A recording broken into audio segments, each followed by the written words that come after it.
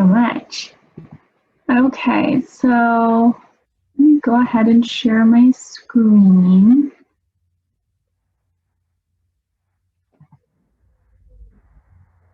Okay.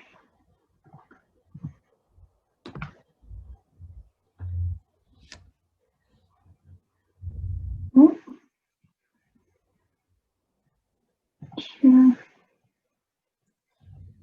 Can you guys see this? Yes. Yes. Okay, cool. Awesome. I'm going to go ahead and in the chat room. Oh, sorry guys, I'm not a Zoom expert like all of you. How do I get back to the chat? Do you see or you see on the top part of your screen it says you are viewing or view options? More chat. Okay. I wanted to send you guys. Oh, and I keep going through. Oh my goodness. Okay, wait, hold on. I wanted to send you all a link. Okay. If you click on that link, you will all get a $10 Uber Eats voucher in the next couple of days for attending. So I wanted to send that out to everyone and just thank you for joining today. Let me try sharing my screen again. Sorry about that. Okay. Sure. Cool. So my name is Amy Brown. I'm one of our university recruiters here at Kiewit. It's so nice to talk with all of you. You know, I guess to start things off, to get a feel for the room, I mean, what kind of majors are on the call today? So it sounds like for sure computer science. Do we have any civil engineering, mechanical engineering? What does your demographic look like?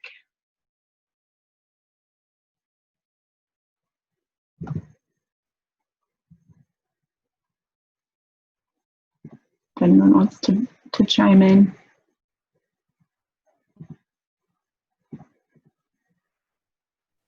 I think everybody put it in there in the chat.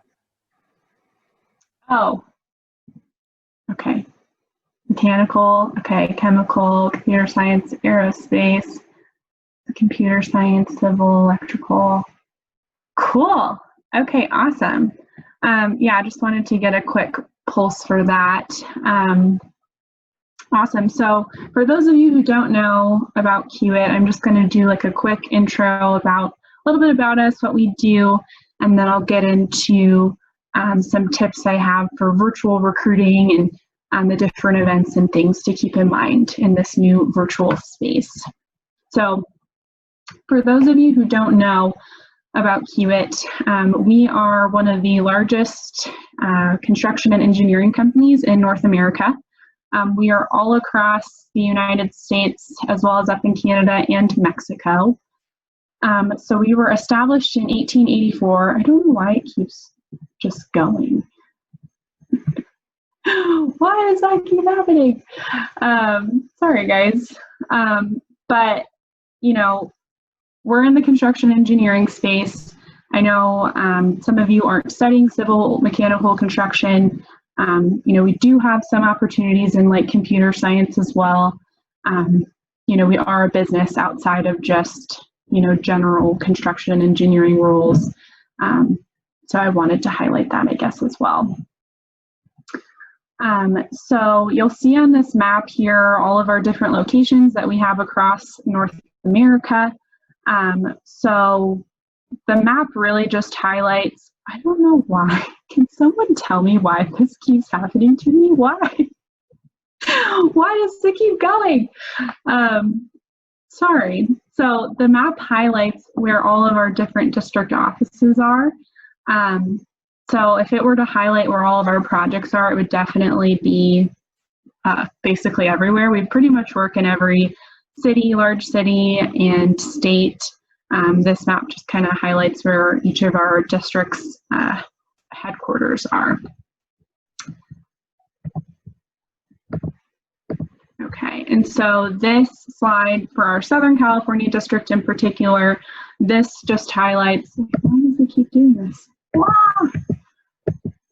I feel like my computer is possessed, you guys. I've never had this happen to me before. I don't know what is going on.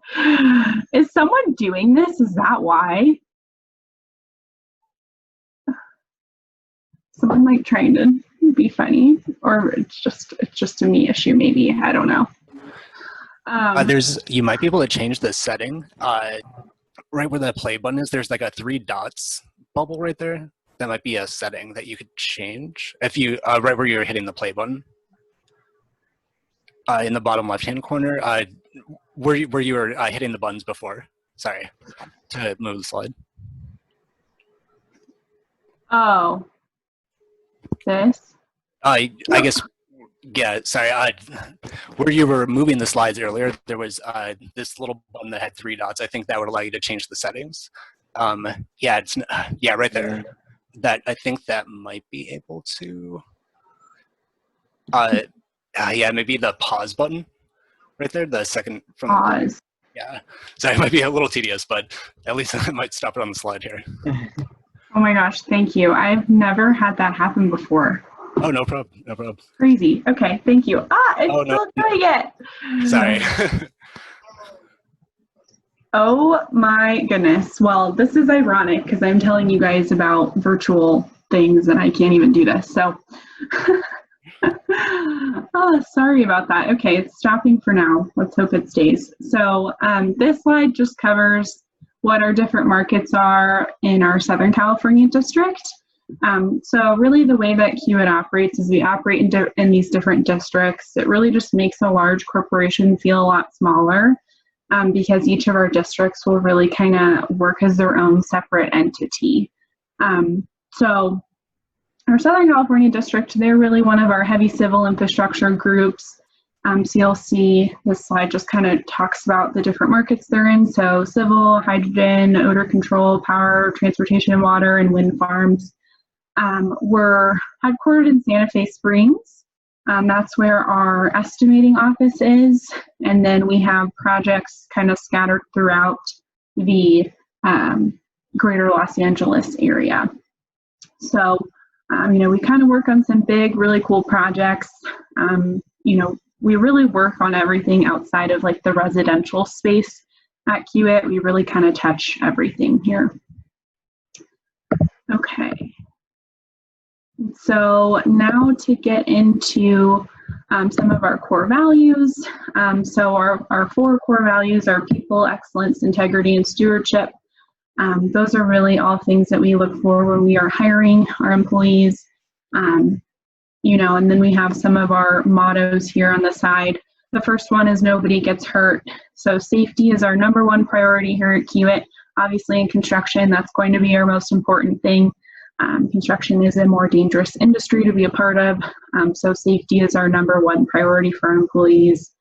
And we're really proud of the safety culture and the safety standards that we have at Kiewit. Our next motto is our quality motto. So we do it right the first time, and we do what's right even when no one is watching. So that also kind of plays into integrity as well, but the quality of our work is really important, and I think that's why we continue to be rated one of the top engineering and construction firms, because we do have a really high standard for excellence and quality. And then we do what matters. So like I was talking about, we get to work on some really cool projects, and that's probably one of my favorite things about Kiewit is just knowing that we're building things that our society needs, and it's really making a positive impact on our communities to build those highways and roads and bridges and water treatment plants. Those are really things that we need to survive, and I think it's really cool that we get to be a part of those types of projects. All right. And so this slide just kind of covers some of our general benefits. So I think first and foremost, the most attractive thing about working for Kiewit is just the opportunities. There's really no limit to the opportunities here. And, if you're someone who works hard and kind of proves yourself, we're definitely merit-based, and we pride ourselves about promoting from within. and also just growing our team internally. We spend a lot of money on employee training and development, and so just big champions of our people here. And then, of course, some things to consider with any employer is just some of their general benefits. We have great medical, dental, vision, disability insurance. Everyone starts off with 20 days of paid time off per year, which is great. I definitely enjoy that. And, we also help with some tuition reimbursement fees if you're interested in going back to get your master's. A big thing to highlight too is that we're completely employee owned. And we're one of the largest employee owned organizations in North America, actually. And so now this slide just kind of covers diversity and how every voice matters to us. Obviously, you'll see SHIP is one of the organizations that we care deeply about, so it's super fun that we got to do this event with you guys today. It's really important to us that we are recruiting people from different backgrounds and that we're being very inclusive because we don't operate well without diversity. And so just thank you all for being a part of SHIP, and it's a great organization to be a part of. And Kiewit is really lucky to get to be involved in these types of events and things with you guys. And now this slide just kind of covers what I already talked about. We're employee owned. Stock is not given to everyone here just because you are an employee. It's actually given to what we call high performers. Typically 5 to 7 years in your career at Kiewit, if you're what we consider a high performer, that's when you are granted stock. It's like a huge deal for us. That's super cool, and also another incentive to work hard to get that benefit. All right, so now to get into the whole reason why you guys asked me to come today was to kind of talk about some of this virtual recruiting tips for success and whatnot. So definitely, as you have questions, I know you all have your mutes on, but if you have any questions, definitely, feel free to ask them.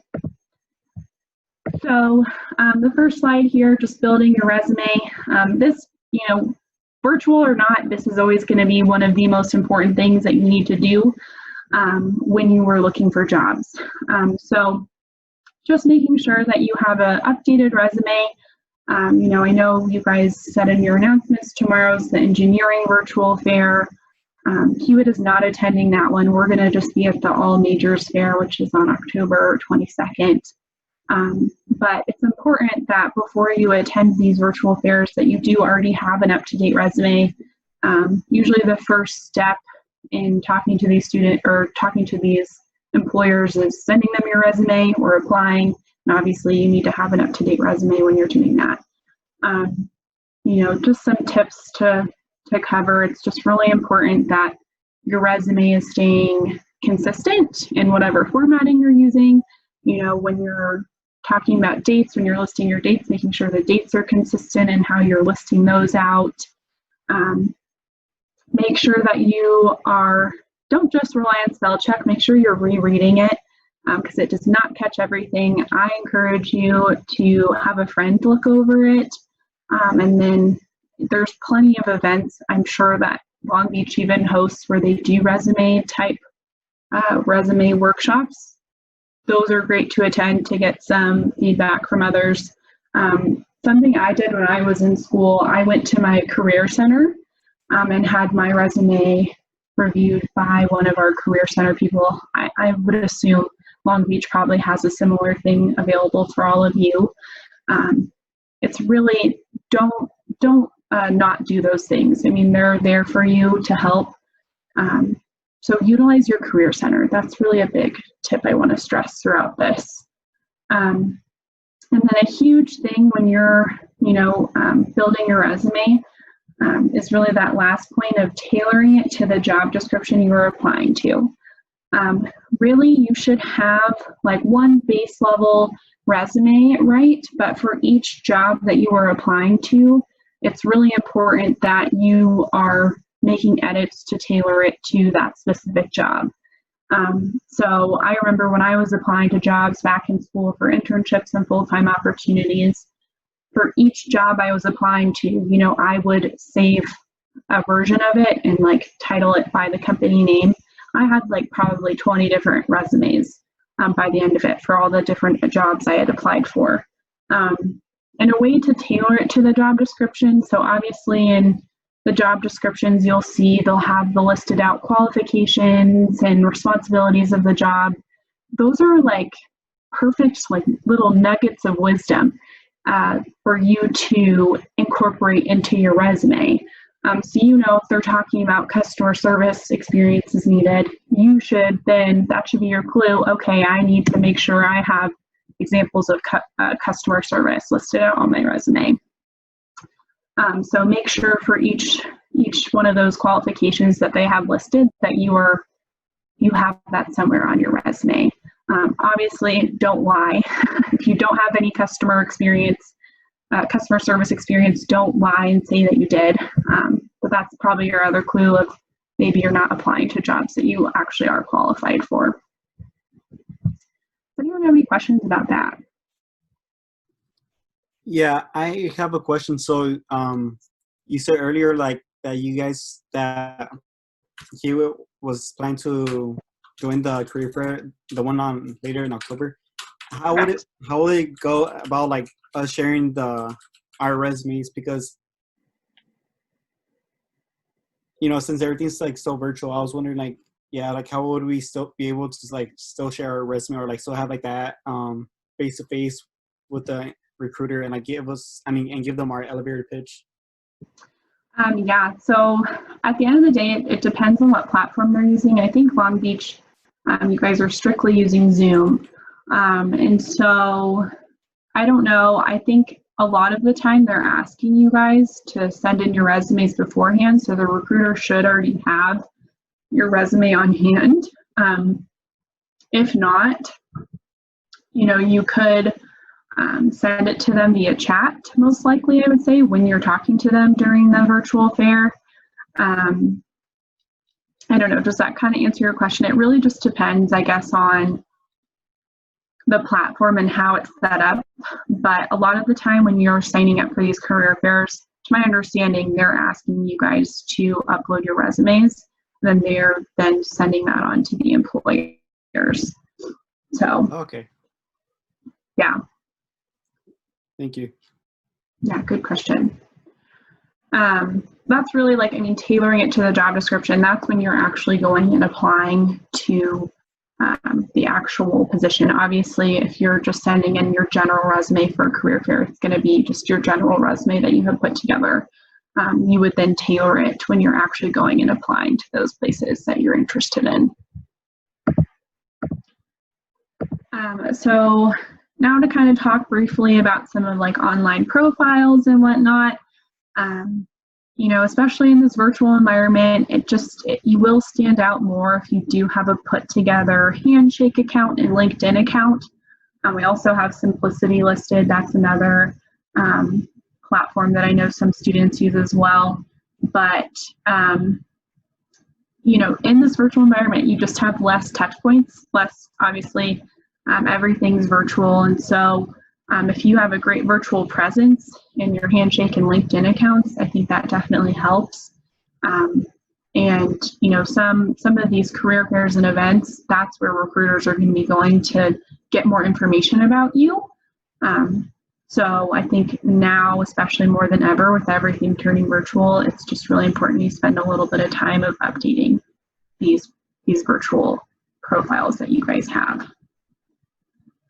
Does anyone have any questions about that?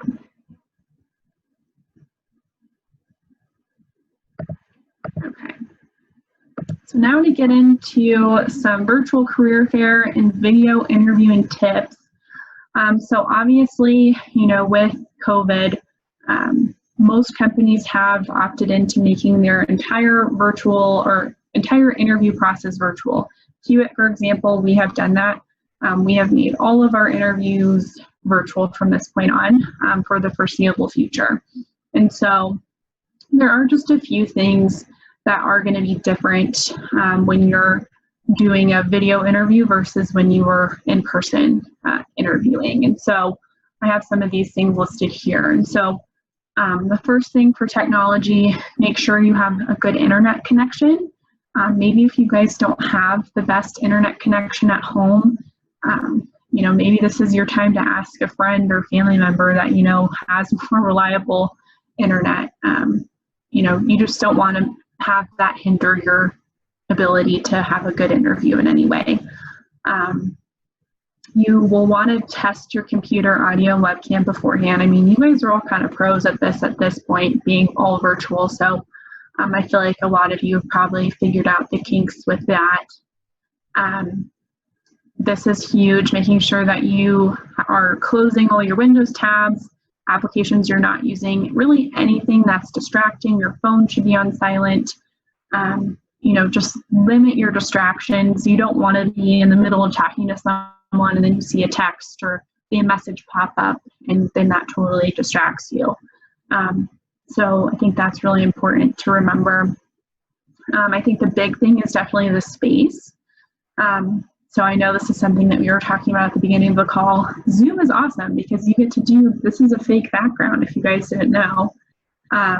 You get to just upload a fake background that looks really nice. I mean, you guys don't need to see where I'm actually at right now. Not that it's like messy, but you know, this just looks really clean, I think. And so I just Googled Zoom backgrounds and I picked this one. There's so many available now. But if you don't want to do that, I mean, just picking a space where you don't really have a ton going on, it's clean, and it's not going to be a distraction for you or your interviewer. And then it's also important that you have decent lighting. You want to be able to see your face well. And so then to get into more like preparation and during the actual interview or career fair, you know, it's important that you're still dressing professionally. You know, they don't need to know what you're wearing on the bottom, but they are going to see, you know, the top up from you. So just, you know, putting on professional attire from the top up, that's really what you need to focus on. Logging in early is always good, especially, you know, being virtual. You never really know what's going to happen. It's good to just not be stressed about it and just be ready to go when it's time to start your turn. This is really important. Well, having a glass of water is also good because you might be talking a lot, and that's good. But I think the thing that's really important is just still showing engagement. You almost have to over-exaggerate your level of enthusiasm when you're in a virtual space. It's harder to get a sense for, I guess it sounds bad, it's harder to just get a sense for your presence over a screen. So smiling and, you know, acting excited and, you know, maintaining good eye contact, looking at your camera, those are all good things to show engagement over, you know, the virtual setting. You know, what's nice with this virtual environment, you could have your resume open or like printed out in front of you. They might not know, and you can just kind of quickly, you know, have that ready. So I feel like you can kind of get away with that more in the virtual space rather than when you're in person. It's obviously awkward if you're like looking at your resume. I don't know. You kind of still have to be a little bit discreet about that. Obviously, you don't want to, in any situation, be going rambling off your resume, not engaging and looking at your interviewer. But in the virtual space, it is kind of nice because you could, in theory, have that open. And then it's just always really important that you're coming and asking questions during the interviews. I feel like that's my biggest tell if, you know, the candidate is interested, if they've come with questions. If I get to the end of our conversation and I'm saying, do you have any questions for me? And they're like, no, that's just not a good impression. And you've kind of already failed your first test. Even if it's, you know, what's your favorite part about working at, you know, your organization, or can you tell me what a day-to-day would look like for an intern in this role? It doesn't have to be something crazy. Just ask something. It really does make a difference if you don't ask anything. So does anyone have questions about this slide? Great. So this slide kind of just talks a little bit more about how to prepare just for interviews in general. You know, virtual or in person or not, it's really important that you are spending some time to prepare for your interviews. And this is the same thing preparing for your career fair conversations. It's important that you're doing a lot of this as well. So researching the company and the roles that you'd be interested in. One of the worst things I think that I run into a lot is when I'm talking to a student at a career fair, at a virtual career fair, and they've done zero research into Kiewit. They're studying something completely unrelated, nothing to what we have opportunities available for. All in all, it's just kind of a waste of everyone's time. Don't be that person. You know, if you're signing up to talk with a company, it doesn't take a lot, just a couple minutes to look at what they do, you know, what industry they're in and what types of opportunities they have available. You really should be doing that at the minimum for anyone that you guys are interested in talking to. You know, don't just go talk to employers just because it says that they're hiring your major. Do a little bit more into that, you know. Again, have some targeted questions. I kind of gave some examples. It can be general questions, you know, what's your favorite thing about working for that company? What's the day-to-day look like?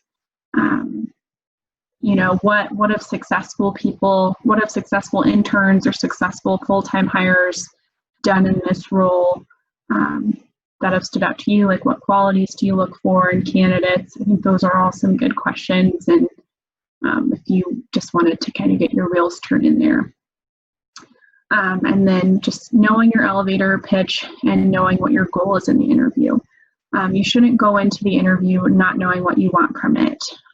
So whether it's just wanting to learn more about the company, maybe it's you want to get an internship or a full-time job from them, you should know what your goal is and why you're talking to them.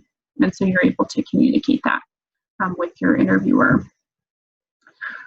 Some things to just prepare beforehand. It's always good to know what your strengths are and what maybe some areas are that you could improve upon.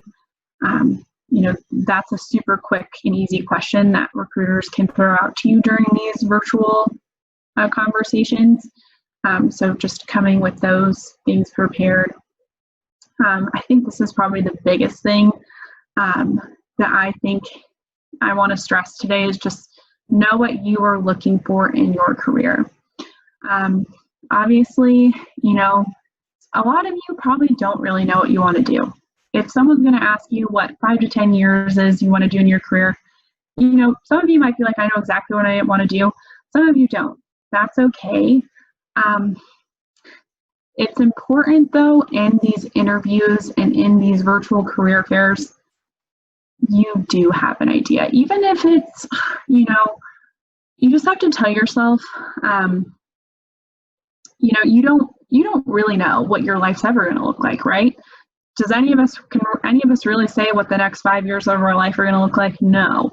But just being able to communicate what you would like that to look like, even if it's not, maybe you're not completely sure if that's exactly what you want to do, you got to just say something. Saying something and having a direction for what you want to do in your career and communicating that with your interviewer is loads better than, I don't know, I'm not sure, I might want to do this, I might want to do that. I'm telling you, I know that might be the truth, but it's better to just go in with a direction. So, you know, if you're interested in, let's say, a question that I ask a lot in my interviews is, are you interested in construction or design? Most people don't know. But I'd much rather you tell me right off the bat, I'm interested in construction or I'm interested in design, rather than telling me, I'm interested in both, I'm not sure, they both sound interesting to me. Because to me, I then don't know where to place you. I don't have a role for you, just because at our organization, they're separate. And so that's just something to keep in mind. You know, you don't know what you're really going to be doing the next 5 to 10 years. Just have an idea of what you want to communicate with your recruiters and your interviewers. And then just selling yourself and your skills. You know, if someone's asking you, why should I hire you? You should know, you know, because you're a great communicator, a team player, all of these things that kind of just feeds off of your strengths. It's kind of just another way to ask that question. And so we kind of already talked about this before, but, you know, just dressing for success, even online, you know, top up. You don't have to, you can wear your sweats and leggings. You can still be comfy on the bottom, but just wear something nice up top. Again, minimizing your distractions and making sure your connections, Wi-Fi, video, audio is all good to go. And then, you know, asking yourself too, just as much as it's an interview, the employer's interviewing you, you know, you're also interviewing the employer. And so, you know, is it the right fit for you?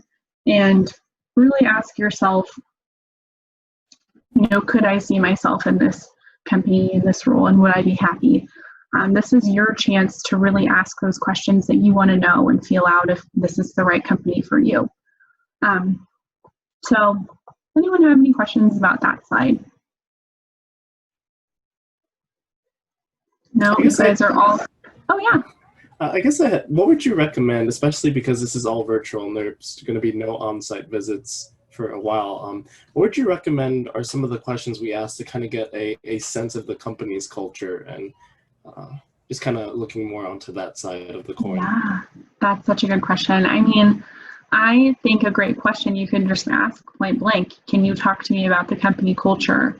If there's something specifically within the culture that you want to ask, you can kind of get more in the weeds with that. Like if you're someone who really likes team-centered organizations, you know, you can ask, will I be working in a team? Will I be working independently? You know, what's the best way to ask questions or questions accepted? And, you know, starting out, what does training look like for a new hire at this company? So I think just asking questions like that really helps.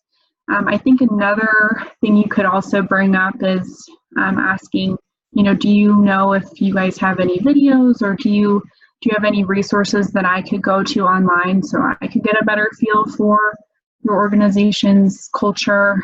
I thought, God, if someone asked me that, I would be blown away. That would be an awesome question to ask. You know, just kind of doing the work yourself, and also, but also doing that a little bit beforehand too. It's great if you come into the interview and you've done some research into the company, and maybe most companies have like videos and things that you could watch. If you are able to go and like reference that during the interview, like, oh, hey, you know, I saw this video of the day in the life of this field engineer. It looks really cool. Can you tell me more about what I'd be doing? Just, you know, kind of flex on that a little bit, like the research that you did, you know, and it looks really good. It looks like you've prepared. So that's another great thing that you can do to also get a feel for the culture. Most companies try to advertise what their culture is like through their website and social medias and whatnot. But I think it's good to ask some of more of those pointed questions during your conversation as well. Awesome. Thank you so much. Yeah. Any other questions, you guys? So earlier you had mentioned how we should be very direct or straightforward about like what position that we are interested in. Do you think that there's any such thing as like being like too direct or like too straightforward? Like saying like if I tell them, hey, I have a lot of leadership experience and like I feel like I'll be a great fit for your companies, so that's why I want to be put into this project as a project leader. And I mean, that sounds great. I mean, it is uncomfortable, I think, for some people, because you almost do have to brag a little bit, and you do have to talk yourself up. But in this environment, it is completely okay and encouraged, because you don't want to be someone who's selling yourself short. They don't know you. No one else is going to talk better about yourself than you. So that is your time to say, I think I'd be great at this position and a great fit for Kiewit because of my communication and leadership abilities, and I've demonstrated this at this, and this role.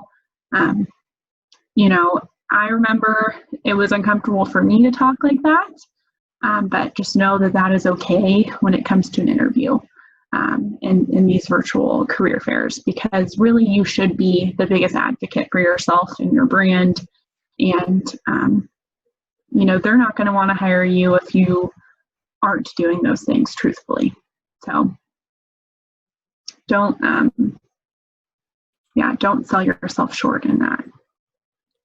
Thank you for answering my question. Absolutely. Any other questions, you guys? Could I just ask, how important is having a personal or class project that you can discuss like in depth? Oh, that's a really good question.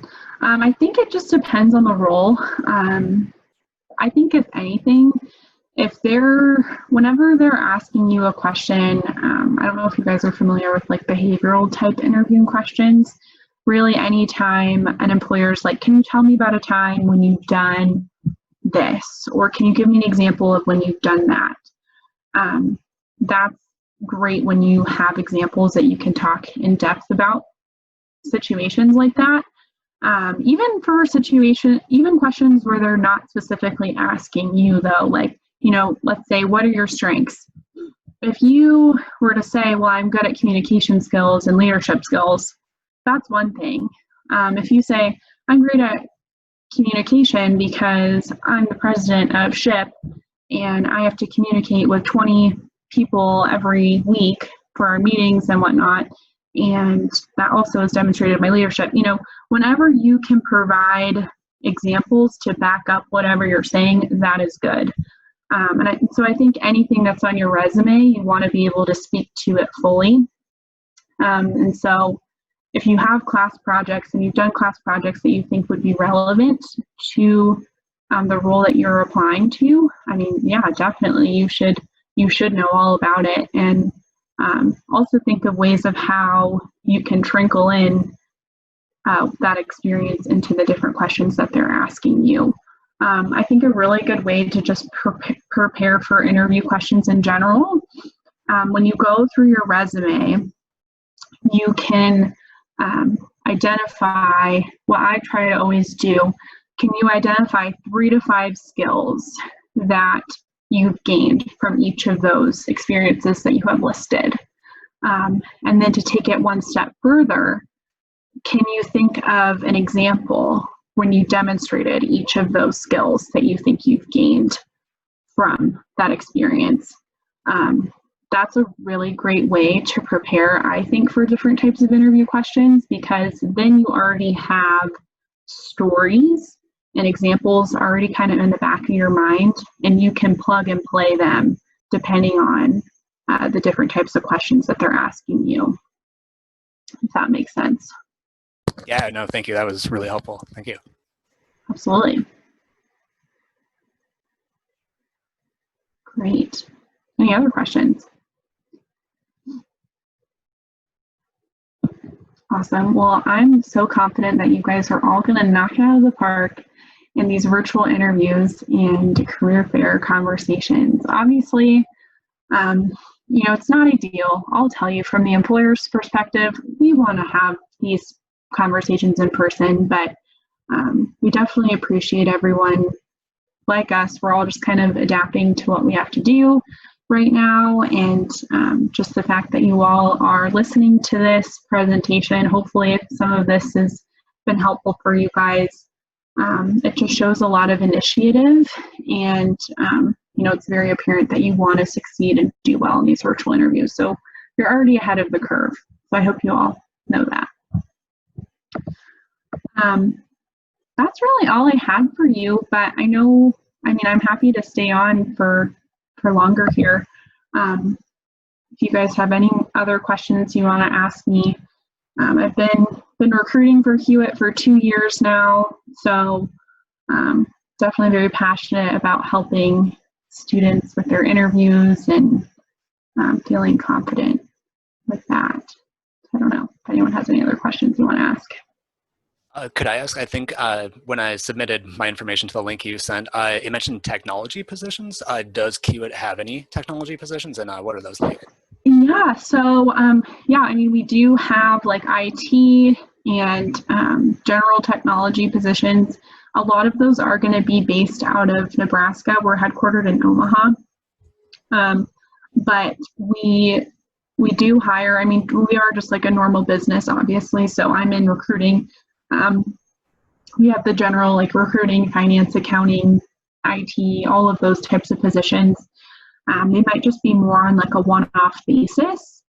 So a good way to see what opportunities that we have available is to just check out our kiewitjobs.com. If you just search that, you can see all of our opportunities that we have currently available. If you wanted to search technology, you can see if there's any opportunities that are posted that would maybe interest you. But that's probably the best place to go to see what exactly we have available.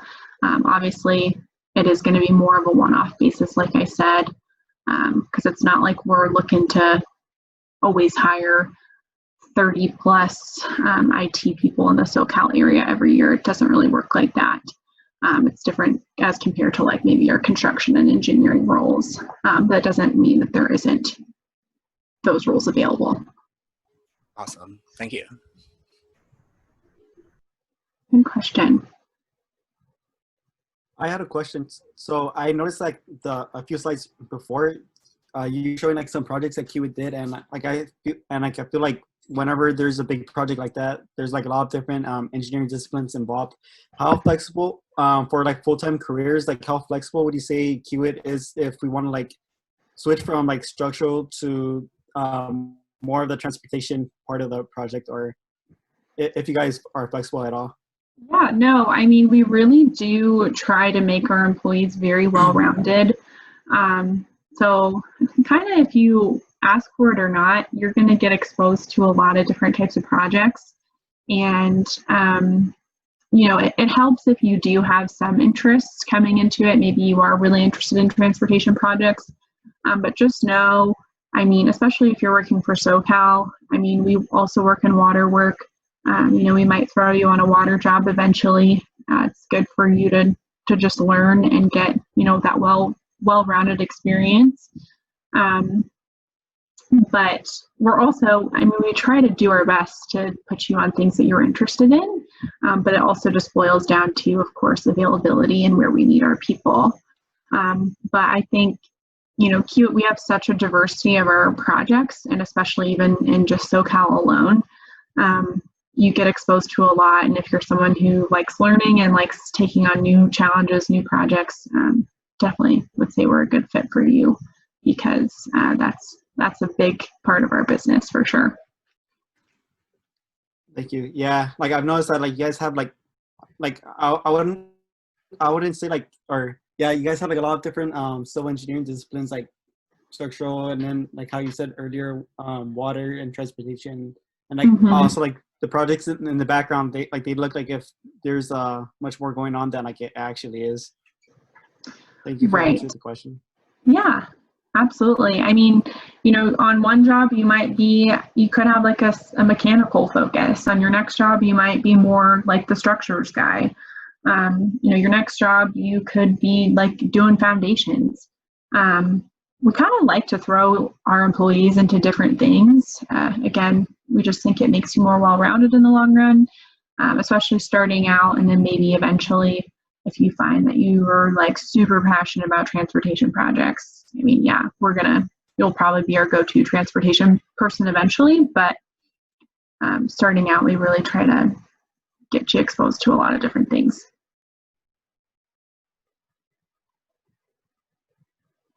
Cool. Does anyone else have any other questions for me? Yeah, I had a question regarding for LinkedIn. what is something that recruiters mainly look at if they're like kind of browsing on LinkedIn and seeing someone's profile? And is there anything that you would recommend that we should mainly focus on when building up our LinkedIn? Yeah, it's such a good question. I mean, so much of your LinkedIn, it's a lot of it is just like what you have on your resume, right? And so just making sure that if you're involved in clubs, if you've taken classes, projects that are important that you have listed on your resume, make sure you have that highlighted on your LinkedIn as well. You'd be surprised just like how many people you run into that just don't have an updated profile at all. And so at the minimum, it's just doing that. But then also, I mean, if you have a profile completed, you have a picture of yourself that's professional. If it's always fun. You can always do like some of those catchy headlines, construction student looking for new opportunity, or, computer science major looking for internship. You can make that your headline. I mean, there's so many different tips and tricks, honestly, on LinkedIn that you can do. I think just at the minimum, focus on just filling out your profile. That helps a lot. And go endorse your friends. You can, you'll have skills. You can go then, all of you that are in SHIP, you can probably all say you have good leadership and, I don't know, teamwork skills. I mean, all of you can work together and build up each other's profiles that way. I think that's really good. If you can get recommendations from some of your professors or current employers to endorse you on LinkedIn and like write recommendations, those are always great too. And then, I mean, I think taking an even like further step, if you're someone who like goes and likes and comments and like shares things, you can even do that. And obviously that always looks great if you're someone who does that. But I think at the minimum, just focusing on filling out your profile, you'd be surprised how many people don't even do that. Okay, thank you. I had a question too. Sure. So as an electrical engineer, what are some of the more sought out after skills for EE? Oh, that's such a good question. So it really just kind of depends what you want to do in electrical engineering. We have different electrical engineering roles available. If you were to go onto our website, you can go and see which ones are listed. I think in any role at Kiewit, any engineering role, we really care about communication skills. We really care about just like organization and time management. Like a lot of those soft skills, those are always going to be really important to us.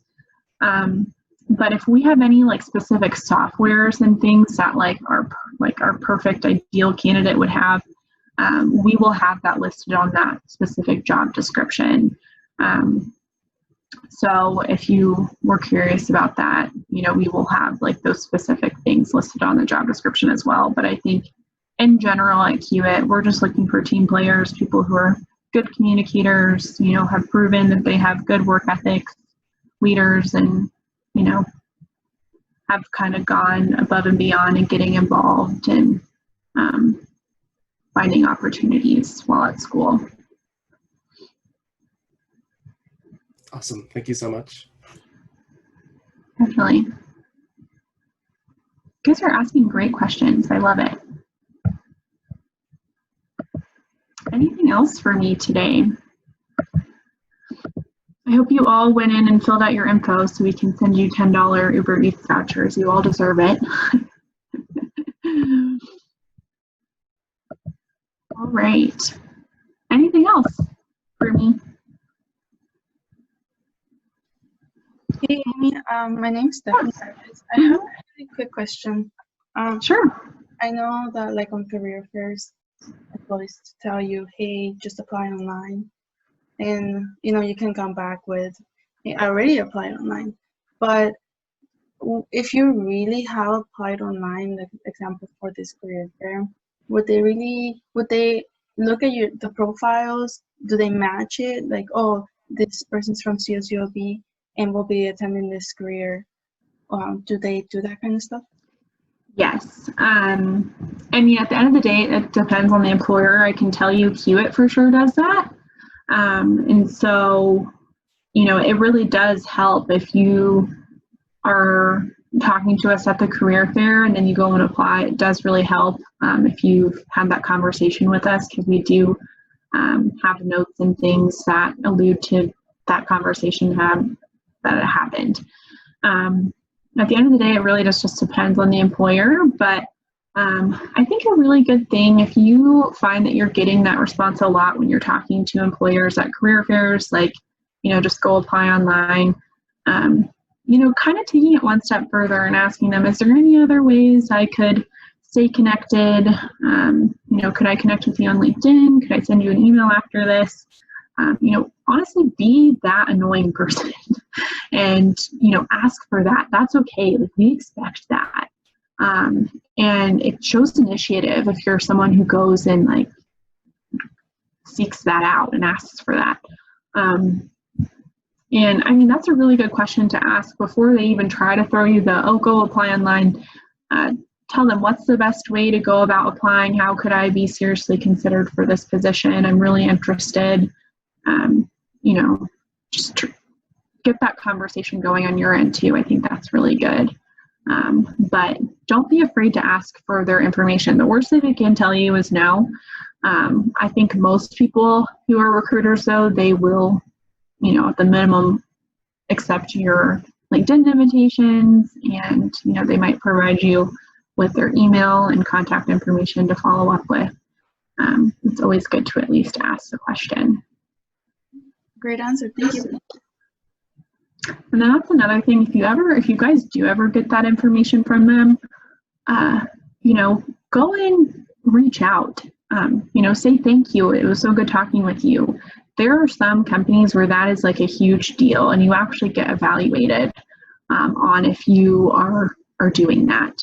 I can tell you Kiewit, we're not that fancy. We don't do that, but I do know some companies where they are tracking that information, and they'll go so far as to track how long it took you to send them that email. So don't take that for granted, for sure.